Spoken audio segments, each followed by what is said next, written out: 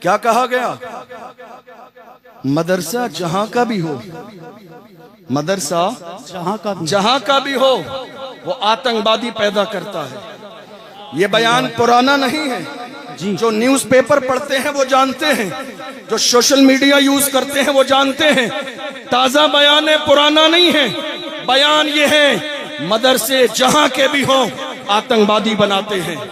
ہم نے کہا اس کا مطلب یہ ہے کہ آپ نے ملک کی آزادی کی تاریخ نہ پڑھی، ورنہ ملک کی آزادی کی تاریخ پڑھی ہوتی تو پتہ چلتا ہندوستان میں چین سے سوتے ہو یہ دین ہمارے علماء کی ہے، دندناتے ملک کے کونے کونے میں گھوم رہے ہو یہ دین ہمارے علماء کی ہے، کرسیوں پر بیٹھ رہے ہو یہ دین ہمارے علماء کی ہے، پارلیمنٹ کی کرسی پہ ہو دین ہمارے علماء کی ہے، بڑے بڑے ٹیکس تمہیں مل رہے ہیں، سرکشا دی جا رہی ہے، یہ ہمارے علماء کی دین ہے۔ ورنہ ایک دور آیا جب ہندوستان میں چہرے کے گورے اور من کے کالے انگریزوں نے قبضہ جما لیا تھا۔ وہ ایک عالم تھا جس نے دہلی کی جامع مسجد سے انگریزوں کے خلاف جہاد کا فتویٰ دیا، دنیا اسے علامہ فضل حق خیر آبادی کے نام سے زندہ باد، زندہ باد، واہ واہ، کوئی اور نہیں، علماء تھے یہ۔ اور آپ جانتے ہیں حضرت علامہ فضل حق خیر آبادی کو انگریزوں نے گرفتار کیا اور جزیرہ انڈمان نکوبار لے گئے، کالے پانی کی سزا دی۔ ایک انگریز آفیسر نے آ کے کہا مولانا اب بھی وقت ہے، ہاتھ ملا لو، سمجھوتا کر لو، فتویٰ بدل دو، بڑا انعام ملے گا۔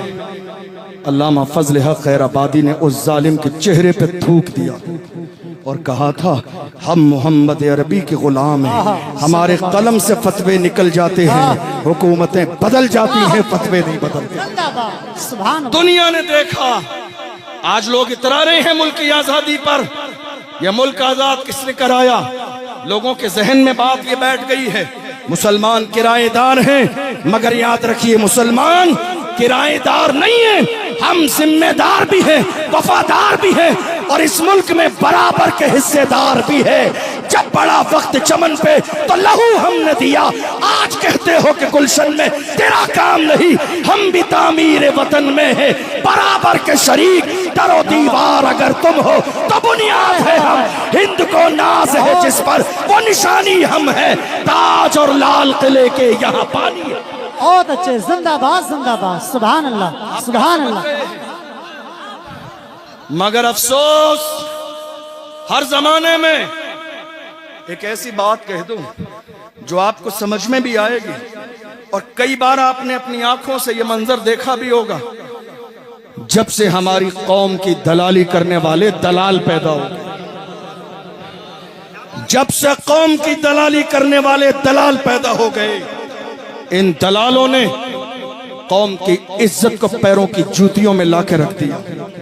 قوم کے ان دلالوں نے رات کے اندھیرے میں جلسہ بیچ دیا، کتنی قوم کے دلالوں نے جلوس بیچ دیا، کتنے دلالوں نے مسجدوں پہ دلالی کر لی، کتنے دلالوں نے مدرسوں کی دلالی کر لی، کتنے دلالوں نے باضابطہ علماء کی دلالی کی، مخبری کرتے رہے اور وہ یہ سوچتے رہے ہم دلالی کر رہے ہیں، ہمارا بڑا قریب کا رشتہ ہے، بلا کے پاس بٹھا کے چائے پلائی جاتی ہے، جب پریشانی کا وقت آئے گا ہمیں چھوڑ دیا جائے گا۔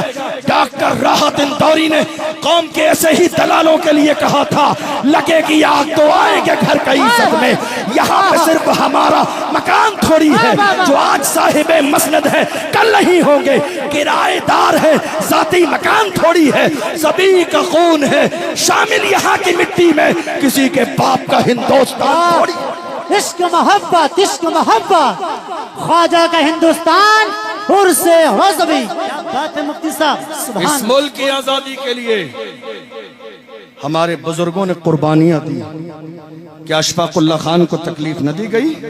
کیا انہیں گرفتار نہ کیا گیا؟ کیا انہیں ستایا نہیں گیا؟ کیا انہیں پریشان نہیں کیا گیا؟ مگر انہوں نے دشمنوں کی آنکھوں میں آنکھیں ڈال کے کہا تھا سرفروشی کی تمنا اب ہمارے دل میں ہے، دیکھنا ہے زور کتنا بازوئے قاتل میں ہے، وقت آنے پر بتا دیں گے تجھے اے آسماں ہم ابھی سے کیا بتائیں کیا ہمارے دل میں ہے. یہ جذبہ کس کا تھا؟ مجاہدین آزادی کا جذبہ تھا. یہ کس کا جذبہ تھا؟ آپ اترا رہے ہیں اس ملک پر. مجھے بتاؤ انقلاب زندہ باد کا نعرہ کس نے دیا؟